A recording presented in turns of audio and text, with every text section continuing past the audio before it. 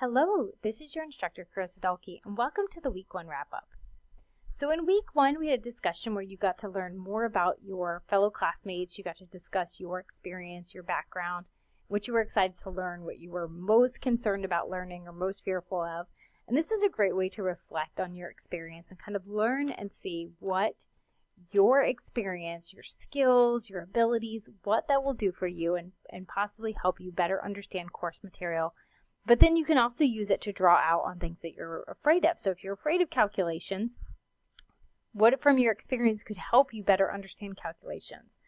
What could you use to your advantage? And this is a great way to just kind of do an early reflection activity. And then at the end of the course, you kind of do another reflection because as you move into your next course, you have a very similar discussion post in Week 1.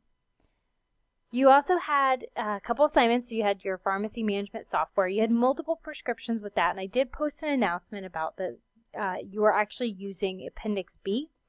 So you were completing Lab 6, but you were using the prescriptions on Appendix B. So you would have ended up with 6 prescriptions for 3 different patients. And for the most part, most students struggled with this because they were either just doing Lab 6 and not doing the appendix, or if they did the appendix, maybe they only did half of them. So just keep that in mind for the Week 1 Pharmacy Management Software assignment. You did have to complete all 6 prescriptions on Appendix B, page 149 through 150. Now your assignment 1 was you practiced calculating using pediatric dosing, and the pediatric dosing was in your textbook.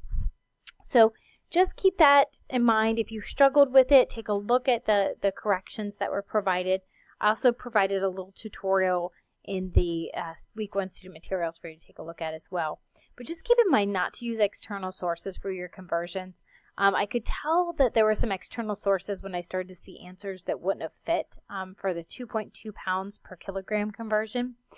So if you look it up online, you actually will get different responses depending on which source you use. And in pharmacy, we pretty much use standard conversion factors. So for instance, with weight, it is 2.2 pounds per kilogram. For things like household measurements like teaspoons, 5 milliliters is every 1 teaspoon. Whereas if you look it up online, you may find like 4.93 or 4.92. So you have to make sure you're using the most accurate conversion factors. And that's really important for pharmacy. And it's very important for you to learn the correct conversion factors. So if you used external sources and you got the response wrong, it was because your response wouldn't have fit using the standard conversion. Also, make sure you're just careful with rounding. Typically, we don't want to round to the nearest whole number unless we're instructed to. So if you get a decimal when you're calculating and you're calculating correctly, make sure to keep to at least the 10th place. You want to use the minimum amount of decimals that you started with. So if you ended up with using up to the 100th place during your calculation, you want to make sure you're rounding to that place as well. You don't want to lose any accuracy with that. Your assignment 2 is your reading assignment. Make sure you're using your textbook, but overall you guys did a great job with those. I mean, I was really happy to see the amount of work that you put in with those, and I was really happy to see the results of those assignments. So good work on those. And just make sure you're using your textbook, not external sources for those, because external sources is going to give you different responses than the textbook. So make sure you're using the textbook only for those. Unless you're instructed otherwise to use an external source, make sure you're using your textbook. So in Week 2, we're going to be moving into a discussion with hypertension.